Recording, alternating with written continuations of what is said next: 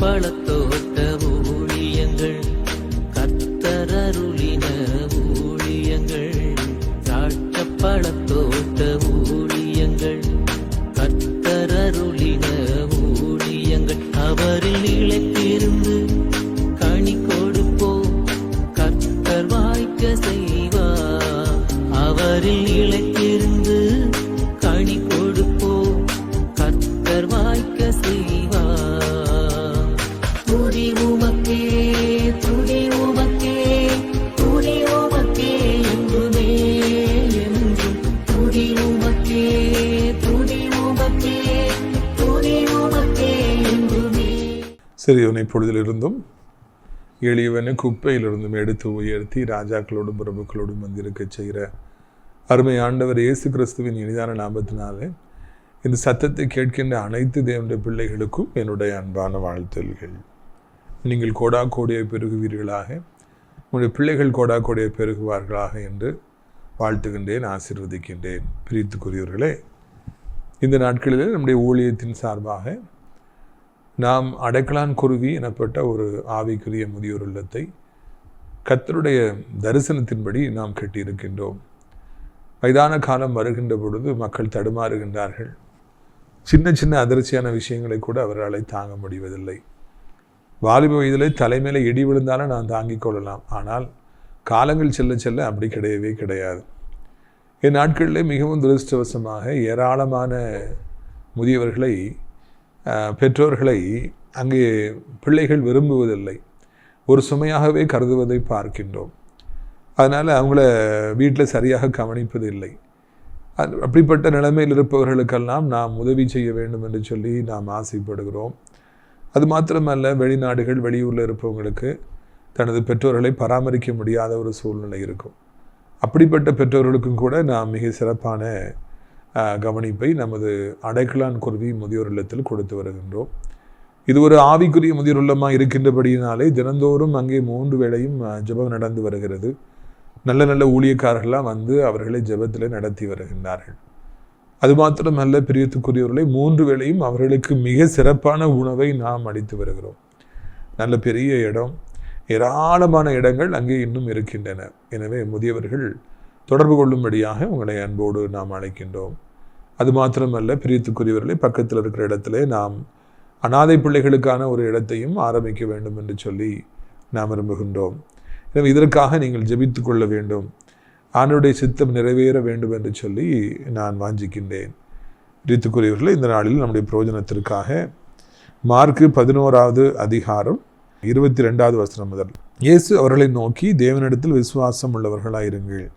எவனாகிலும் இந்த மலையை பார்த்து நீ பெயர்ந்து சமுத்திரத்தில் தள்ளுண்டு போ என்று சொல்லி தான் சொன்னபடியே நடக்கும் என்று தன் இருதயத்திலே சந்தேகப்படாமல் விசுவாசித்தால் அவன் சொன்னபடியே ஆகும் என்று மெய்யாகவே உங்களுக்கு சொல்லுகிறேன். இந்த இடத்துல ஆண்டவர் அனைத்து விசுவாச பிள்ளைகளுக்கும் தேவையான ஒரு முக்கியமான காரியத்தை, இல்லை என்றால் ஒரு ரகசியத்தை அங்கே ஆண்டவர் உடைத்து சொல்லுவதை காண்கின்றோம். எப்போமாவது ஆண்டவர் அந்த ஊழியத்தில் அவர் என்ன ஃபார்முலாவை ஃபாலோ பண்ணார், எப்படி அதன் மூலமாக வெற்றி பெறுகிறார் என்பதை தன்னுடைய சீசர்களுக்கும் நமக்கும் அவர் சொல்லிக் கொடுக்கின்றார். இங்கே பக்கத்தில் ஒரு மிகப்பெரிய பிரபலமான ஒரு இனிப்பு கடை, ஸ்வீட் கடை உண்டு. அவர்கள் இப்பொழுது லட்சக்கணக்கில் பிஸ்னஸ், கோடிக்கணக்கில் பண்ணுறாங்க. ஏராளமான பேர் அங்கே வேலை பார்க்குறாங்க. ஆனால் அந்த ஃபார்முலா, இந்த ஸ்வீட் இவ்வளோ டேஸ்ட்டாக வரணும்னா எவ்வளவு சீனி சேர்க்கணும், சுகர் சேர்க்கணும், அது எவ்வளோ சேர்க்கணும், இது எவ்வளோ சேர்க்கணும், அதை யாருக்குமே அவங்க சொல்லிக் கொடுக்கவே மாட்டாங்க. அந்த ரூமுக்குள்ளே யாருமே போக முடியாது. ஏனென்றால் அவர்களுக்கு தெரியும், அந்த ஃபார்முலா வெளியே தெரிந்து விட்டால் அதை போலவே எல்லா இடத்திலும் கடைகளை ஆரம்பித்து விடுவார்கள் என்று சொல்லி. எனவே அவர்கள் அந்த ரகசியத்தை மாத்திரம் வெளியே சொல்லவே மாட்டார்கள். இதுதான் உண்மையான ஒரு காரியம், பிரியத்துக்குரியவர்களே. எனவே பொதுவாகவே ஜனங்கள் ஒரு ரகசியம் என்று ஒன்று இருந்தால் அதை அவர்கள் காப்பார்கள், யாருக்கும் சொல்ல மாட்டார்கள். இதுதான் உலக இயல்பு. ஆனால் ஆண்டவரை பாருங்கள், அவர் எல்லா ரகசியத்தையும் எல்லாருக்கும் அவர் தாராளமாக சொல்லிக் கொடுக்கின்றார். அவர் எதையும் மறைக்க விரும்பவில்லை. இவர்கள் கற்றுக்கொண்டு விடுவார்களோ, இவர்கள் என்னை முந்தி விடுவார்களோ, அப்படிலாம் அவங்க யாருமே நினைக்கிறதே கிடையாது. எனது நண்பர் ஒருவர் ஒரு பெரிய லேத்தில் வேலை பார்த்தார். அப்பொழுது சில நேரங்களில் அதில் உள்ள மிஷின்ஸ் ரிப்பேர் ஆயிரும். அப்பொழுது அதை எல்லாராலும் சரி செய்ய முடியாது. எனது நண்பர் அதை சரி செய்வார். சரி செய்ய வேண்டிய நேரத்தில் எதை எப்படி மாற்றணுங்கிறத யாருக்கும் சொல்லிக் கொடுக்கவே மாட்டார். நீங்கள் போய் அதை எடுத்துகிட்டு வாங்கன்னு சொல்லி பக்கத்தில் இருக்கிறவரை அனுப்பிட்டு அதுக்கு பிறகு அவர் மாட்டி விடுவார். அதை அடிக்கடி சொல்லுவார். பார்த்தீர்களா, எனக்கு மாத்திரம்தான் தெரியணும், அப்போ தான் எனக்கு ஒரு டிமாண்ட் இருக்கும் அப்படின்னு சொல்லி மக்கள் நினைக்கிறாங்க. ஆனால் ஆண்டவர் அப்படிப்பட்டவர் அல்ல. அவர் தாராளமாக தனக்கு தெரிந்த எல்லாவற்றையும் நமக்கு அவர் சொல்லிக் கொடுக்கிற ஒரு தெய்வமாக இருக்கிறார் என்பது தான் இந்த நாளிலே நாம் அறிய வேண்டிய ஒரு காரியம். ரீத்துக்குரியவர்களே, நம்முடைய ஆண்டவர் நமக்கு மிக முக்கியமான எல்லாவற்றையும் அவர் சொல்லிக் கொடுக்கிறவராக இருக்கின்றார். எதையும் அவர் நமக்கு மறைக்கிறவர் அல்லவே அல்ல. ஆண்டவர் எல்லாம் நமக்கு சொல்லிக் கொடுப்பார். பிஸ்னஸை பற்றியா, ஊழியத்தை பற்றியா, குடும்ப வாழ்க்கையை பற்றியா, நட்பை பற்றியா, இல்லைனா நீங்கள் படித்து கொண்டிருக்கிற படிப்பை குறித்தா, வாழ்வில் எது உங்களுக்கு தெரியவில்லையோ அது எப்படி என்று சொல்லி ஆண்டவரிடத்தில் கேளுங்கள். அப்பொழுது ஆண்டவர் அவைகளை உங்களுக்கு அழகாக சொல்லிக் கொடுப்பார். பாருங்கள், அந்த சீசர்கள் அடிக்கடி ஆண்டவர்கிட்ட வந்து கேட்குறாங்க, இது எங்களால் ஏன் கூடாமல் போயிற்று, எங்களால் ஏன் முடியாமல் போயிற்று அடிக்கடி கேட்குறாங்க. அப்படி கேட்கும் பொழுதெல்லாம் ஆண்டவர் மனந்திறந்து பேசுகின்றார். இதுதான் காரணம் என்று மனந்திறந்து பேசுகின்றார். அப்படி அவர் மனந்திறந்து பேசிய ஒன்றுதான் இந்த வசனம். இதை நாம் வாசிக்க கேட்டோம் அல்லவா, அந்த வசனம். நாம் மனந்திறந்து பேசுகிறோமா என்பதை அடுத்தாப்புல சிந்திக்கணும். ஒன்று, நீங்கள் பார்த்தீங்கன்னா ரகசியங்களை ஆண்டு சொல்லிக் கொடுக்குறார். ரெண்டாவது, நம்மகிட்ட மனம் திறந்து பேசுகிறார், மனவிட்டு பேசுகின்றார். இந்த உலகத்திலே மனவிட்டு யாருமே பேசவே மாட்டாங்க. அவங்க எல்லாம் அப்படி அமுக்கி வச்சுக்குவாங்க. சிலருக்கு அமுக்கின்னு பேர் உண்டு, வேலை பார்க்குற இடத்துல அமுக்கன்னு சொல்லுவோம். ஏன்னா எதையுமே சொல்ல மாட்டாங்க. பிரித்துக்குரியவர்களே, ஆண்டவர் வந்து மனவிட்டு பேசுவது போல நாமும் மனவிட்டு பேசுகிற அளவிற்கு ஒரு சில நபர்கள் நம்முடைய வாழ்க்கையிலே கண்டிப்பாக இருக்க வேண்டும். கண்டிப்பாக அது நண்பர்களாக இருக்க வேண்டும், இல்லைன்னா குடும்பமாக இருக்க வேண்டும், இல்லைன்றால் ஊழியத்தில் உடையவர்களாக இருக்க வேண்டும். மனவிட்டு பேசுகிற நபர்கள் நிச்சயமாக நமக்கு எப்பொழுதுமே தேவைப்படுகின்றார்கள். ஆனாலும் கூட ஒரு சிலர் மனவிட்டு பேசாமலே இருக்காங்க. கடைசியில் அவங்க வந்து மனநோயாளிகளாக மாறிவிடுகின்றார்கள். ஒரே அறைக்குள்ளே தங்களை பூட்டிக் கொள்கிறார்கள். இதெல்லாம் ஆபத்தான காரியம் என்பதை நாம் நிச்சயமாக நாம் புரிந்து கொள்ள வேண்டும். மனவிட்டு பேசுவதற்காக நாம் அழைக்கப்படுகிறோம். பிரித்துக்குரியவர்களே, ஆண்டவர் தன்னுடைய 12 சீசர்களிடத்திலும் எப்பொழுதும் மனவிட்டு பேசினார். மனசில் எதையுமே அவர் மறைத்து கொள்ளவே இல்லை. எல்லாவற்றையும் தாராளமாக அவர் பகிர்ந்து கொண்டார். அந்த அளவுக்கு நம்பிக்கைக்குரியவர்கள் நம்முடைய வாழ்க்கையில் கிடைப்பார்கள் என்றால் அது பெரிய ஒரு ஆசீர்வாதம். என் வாழ்க்கையில் எது இருந்தாலும் மனதை விட்டு நான் என் ஆவிக்குரிய மகனிடத்தில் பேசுவேன், என் ஆவிக்குரிய பிள்ளைகள்கிட்ட பேசுவேன், என் ஆவிக்குரிய தகப்பன்கிட்ட பேசுவேன். என்ன இருந்தாலும் சரி, எதையும் அவரிடத்துல மறைப்பதில்லை. அவர்களும் என்னிடத்தில் மனவிட்டு தங்கள் வாழ்க்கையில் உள்ள காரியங்களை பகிர்ந்து கொள்வார்கள். இயேசு கிறிஸ்து எனக்கு ஏராளமான ஆசீர்வாதங்களை தந்திருக்கின்றார். அதில் மிக பெரிதான ஆசீர்வாதம் என்னவென்றால், என்னுடைய மனவிட்டு பேசுவதற்கு ஒரு சில நபர்கள் இந்த பூமியில் இருக்கிறாங்க. என்னன்னாலும் ஷேர் பண்ணலாம். அவங்க வெளியே போட்டு கொடுக்க மாட்டாங்க, அவங்க காட்டி கொடுக்க மாட்டாங்க, சிரிக்க மாட்டாங்க. அவங்க எப்பொழுதுமே மிக சரியானவைகளையே வாழ்க்கையிலே செய்வார்கள். என் அன்புக்குரியவர்களே, உங்களுடைய வாழ்க்கையில் மனவிட்டு பேசுகிற அளவிற்கு நிச்சயமாக நமக்கு ஆட்கள் தேவை என்பதை நீங்கள் நினைவிலே கொள்ள வேண்டும் என்று உங்களை நான் அழைக்கின்றேன். அடுத்தாப்புல நீங்கள் பாருங்கள், ஆண்டவர் இங்கே அவர் சொல்லுகிறார், தேவனிடத்தில் விசுவாசம் உள்ளவர்களாக இருங்கள். அதாவது விசுவாசம் என்பது எவ்வளவு முக்கியமானது என்பதைத்தான் இந்த இடத்துல அவர் நமக்கு இப்பொழுது சொல்லிக் கொடுக்க போகின்றார், இல்லையா? விசுவாசத்தில் நம்ம இருக்கணும், தேவனிடத்தில் விசுவாசமாக இருக்கணும். இன்னொரு இடத்துல வசனத்தில் வாசிக்கிறோம், தேவனை தேடுகிறவர்கள் அவர் உண்டென்றும் தன்னை தேடுகிறவர்களுக்கு தகுந்த பலனை கொடுக்கிறார் என்று விசுவாசிக்க வேண்டும் என்று விசுவாசத்தை பற்றி அங்கே பவுல் அப்போஸ்தலன் எழுதுகின்றார். விசுவாசம் உடையவர்களாக நாம் இருக்க வேண்டும் என்பதுதான் இதனாலே கேள்வி. எல்லாம் இருக்கும் பொழுது ஆண்டவரிடத்தில் விசுவாசமாக இருப்பது எளிது. ஆனால் ஒன்றும் இல்லாமல் இருந்தும் ஆண்டவரிடத்தில் விசுவாசமாக இருப்பது தான் அரிது. அதைத்தான் ஆண்டவர் நமக்கு கற்றுக் கொடுக்கின்றார், இல்லையா?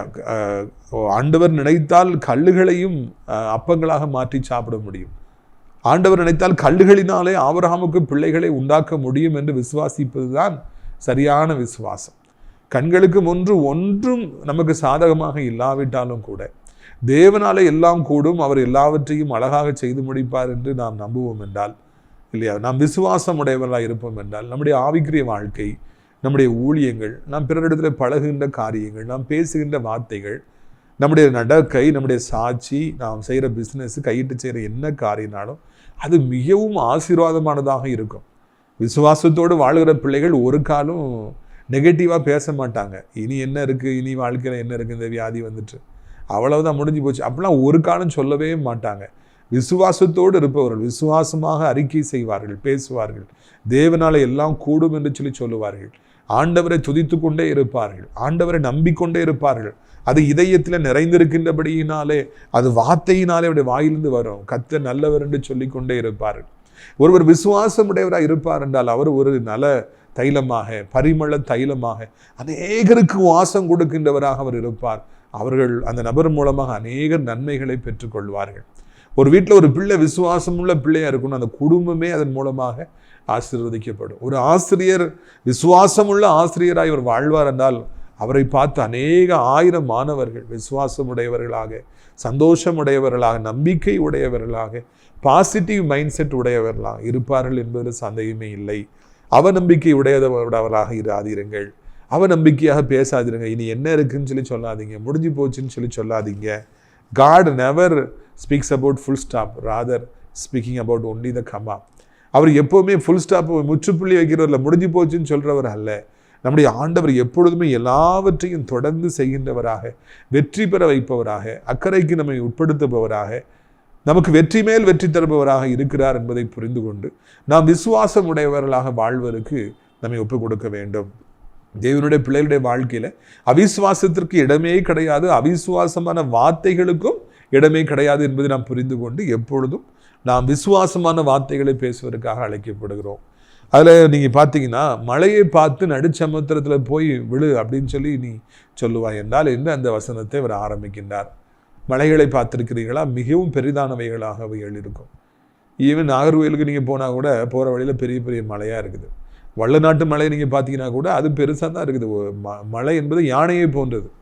எப்படி மிருகங்களிலே யானை பெரிதாக இருக்கிறதோ அதே போல் நம் தேவனுடைய படைப்புகளில், இயற்கையின் படைப்புகளில் அந்த மலை பெரிதானதாக இருக்கிறது. அதை உடைக்கிறது என்பது சாதாரணமான காரியம் அல்ல. இமயமலை உச்சியும் தான் உலகத்திலே உயரமான ஒரு இடமாக கருதப்படுகிறது என்பதை நாம் அறிவோம். அப்படிப்பட்ட மலையை தானாக பெயர்ந்து நீ போய் கடல்ல போய் விடு அப்படின்னா அது தானாக நடந்து வாக்கிங் போய் விடுமா? எவ்வளவு வியத்தகு ஒரு காரியத்தை ஆண்டவர் சொல்லுகிறார். நகைச்சுவைக்காக சொல்லவில்லை. ஊசியின் காதிலே ஒட்டகம் புகுந்து விடும் பணக்காரர்கள் பரலோக ராஜ்யத்தில் பிரவேசிப்பது என்று சொல்வது நகைச்சுவையான ஒரு வார்த்தை. ஊசியே இவ்வளோண்டு இருக்கும், அதுக்குள்ளே அந்த காதுக்குள்ளே ஒட்டகம் போக முடியுமா? அது நகைச்சுவையாய் ஆண்டவர் சொல்லுகிறார்.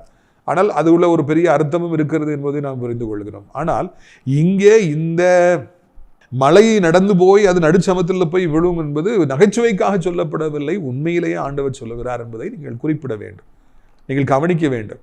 அதில் நீங்கள் புரிந்து கொள்ள வேண்டிய விஷயம் என்னவென்றால், அதில் நீங்கள் பாருங்கள், ஆண்டவர் சொல்லாரு அது பெயர்ந்து போ அப்படின்னு சொல்லி நீங்கள் சொன்னீங்கன்னா ஏராளமான விசுவாசத்தை நமக்கு ஊட்ட வேண்டும். நம்மை விசுவாசம் உள்ள பிள்ளைகளாய் வளர்க்கணுங்கிறதுக்காக ஆண்டவர் ஒரு சரியான காரியத்தை சொல்கிறார். இங்கே இருக்கிற மலையை பார்த்து பெயர்ந்து நீ கடலில் போய் விழுன்னு என் மகனே நீ சொல்லுவாய் என்றால் அது அப்படியே ஆகும். ஆனால் சொல்கிறதுக்கு முன்னே சொன்ன பிறகு அப்படி ஆகும்னு நீ விசுவாசிக்கணும் அப்படின்னு சொல்லி ஆண்டவர் சொல்லுகிறார்.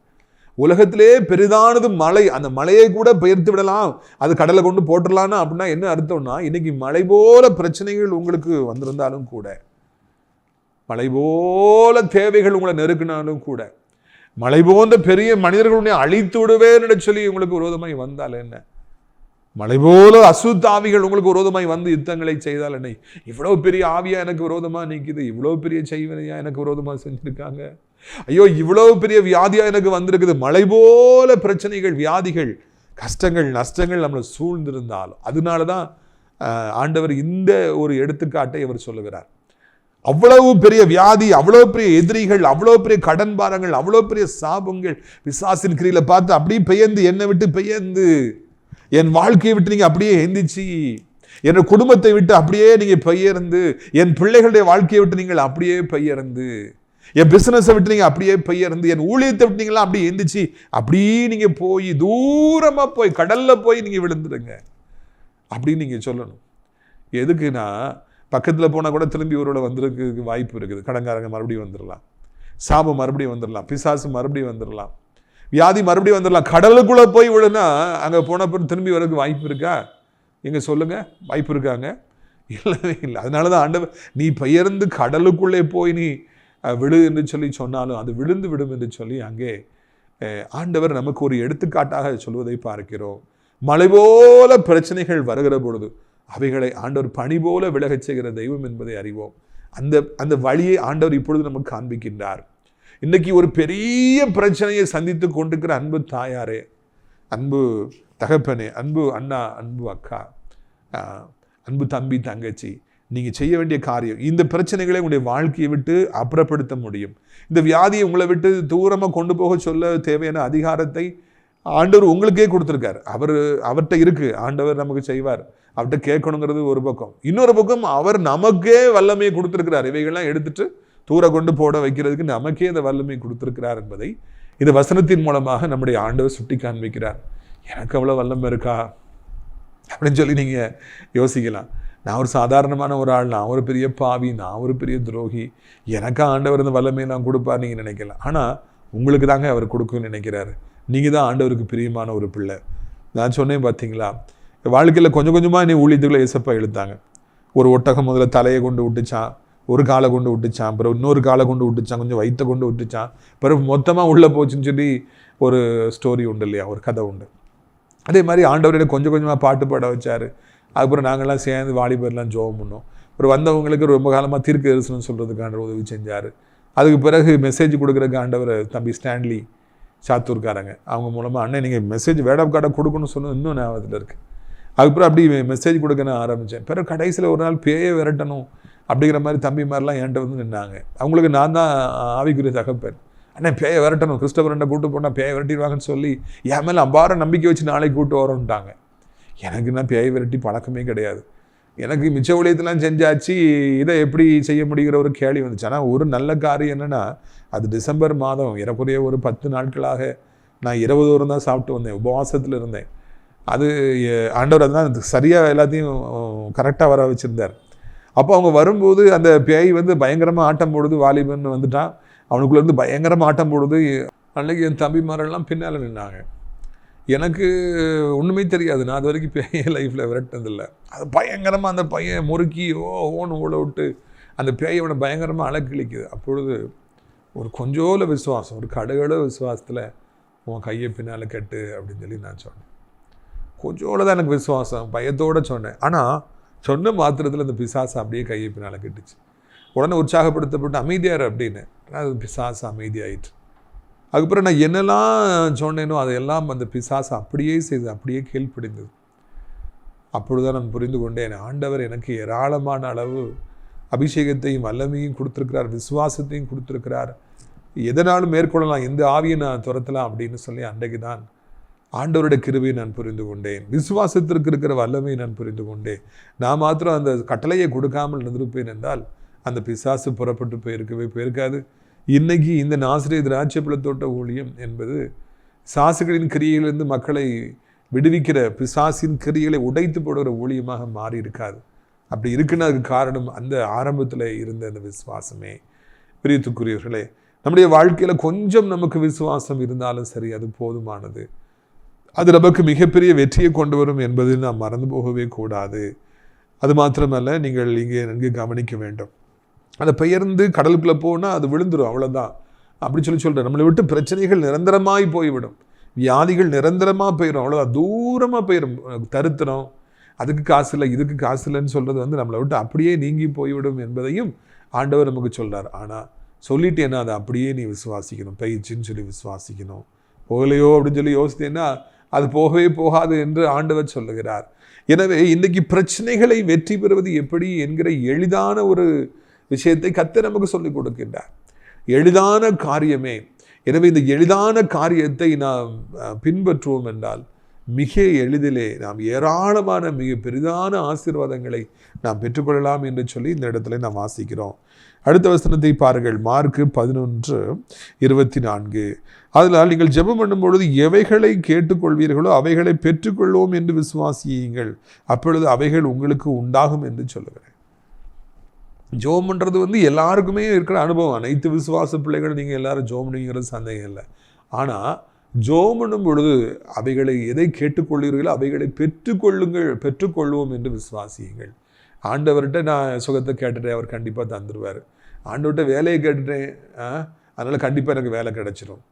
ஆண்டவர்கிட்ட நான் வந்து சொந்தமாக வீடு தாங்கன்னு கேட்டிருக்கிறேன், அவர் கண்டிப்பாக எனக்கு தருவார்.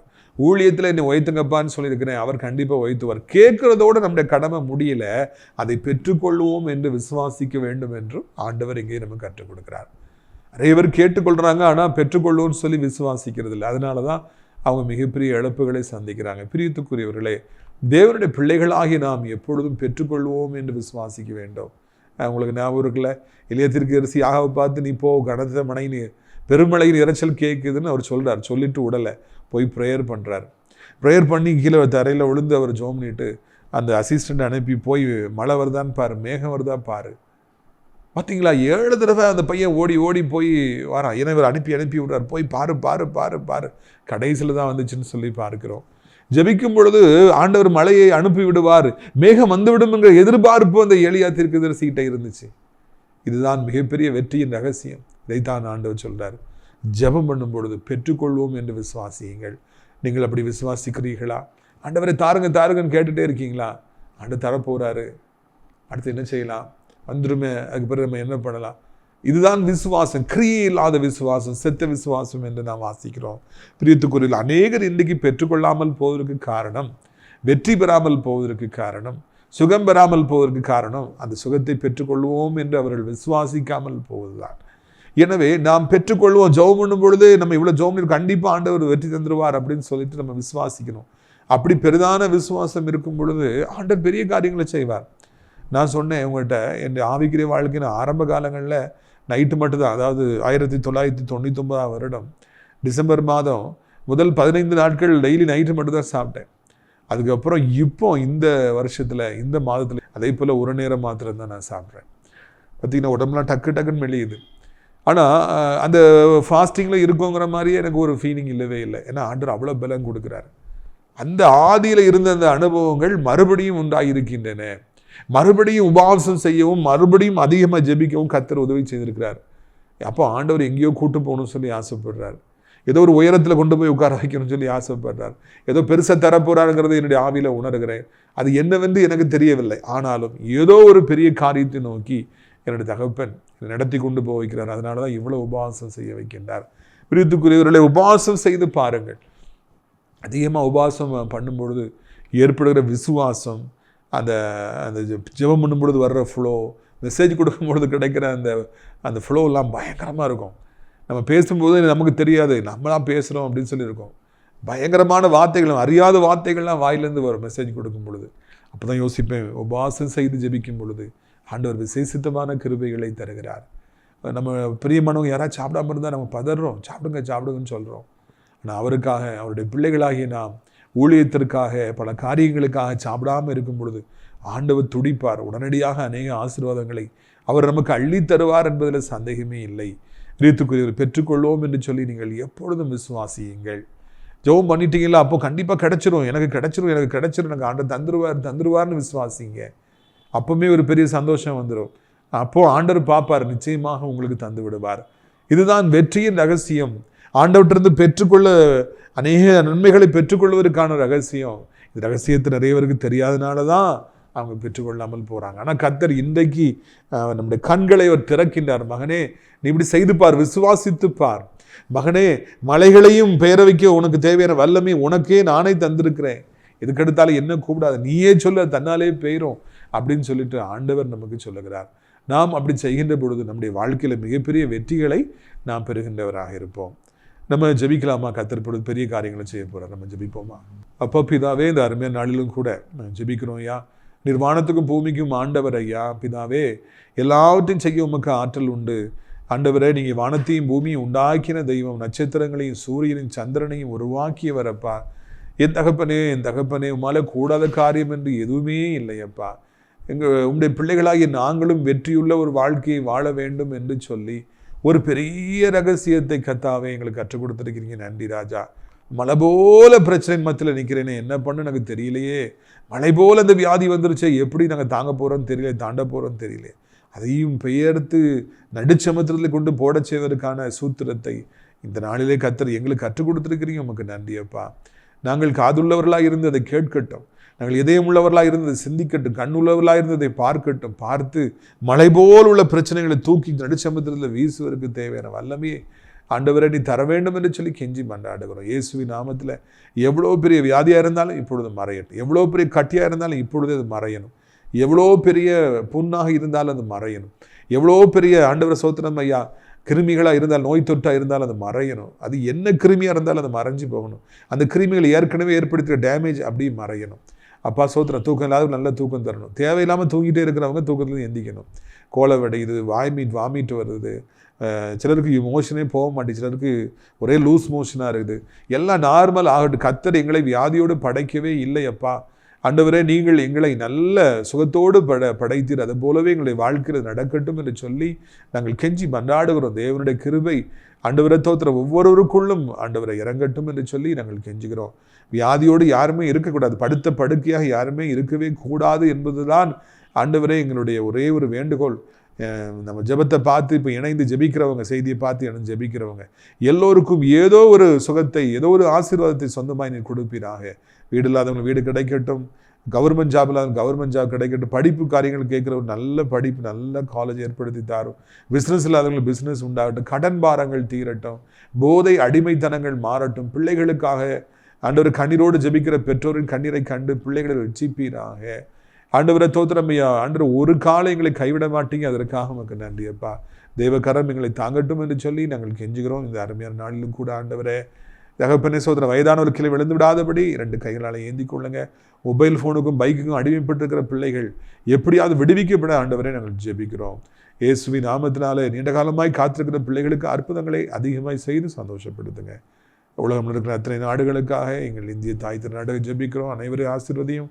அனைத்து தேவனுடைய பிள்ளைகளையும், அனைத்து ஊழியக்காரர்களையும் ஆசீர்வதியும். ஆசிரியர் திராட்சை பழத்தோட ஊழியங்களை நேசிக்கிற, நாள்தோறும் நம்முடைய நிகழ்ச்சிகளை பார்க்கிற, அநேகருக்கு அறிமுகப்படுத்துகிற, ஜெபத்தினாலே காணிக்கைகளை தாங்குகிற ஒவ்வொரு நல்ல உள்ளங்களையும் கர்த்தர் ஆசீர்வதிக்க வேண்டும் என்று கெஞ்சுகிறோம். அடைக்கலான் குறுகிய முதியோரிடத்தில் தங்க அநேக இடங்கள் உண்டே. அநேக முதியோர் அழைத்து கொண்டு வர. பக்கத்தில் 3 ஏக்கர் இடம் சும்மா கிடக்குது. அனாதை பிள்ளைகளுக்கான இல்லம் ஸ்கூல் எழும்ப உதவி செய்யுங்க. வானத்தை திறங்க. அளவில்லாமல் ஆசீர்வதிங்க. இயேசுவின் மூலம் ஜெபிக்கிறோம் என் நல்ல பிதாவே, ஆமென். என் ஆத்துமாவை கர்த்தரை சோத்திரை, என் முழு உள்ளமே அவருடைய பரிசுத்த நாமத்தை சோத்திரை. என் ஆத்துமாவை கர்த்தரை சோத்திரி, அவர் செய்த சகல உபகாரங்களை ஒரு பொழுதும் மறவாதே, ஆமென். கர்த்தராகிய இயேசு கிறிஸ்துடைய கிருபை, பிதாவாகிய தேவனுடைய அன்பு, பரிசுத்தருடைய அந்யோன்ய ஐக்கியமில்லாத பிரசன்னம் உங்கள் அனைவருடன் இன்றைக்கு சதா காலங்களில் நிலைத்திருக்கிறார். அல்லேலூயா. God bless you.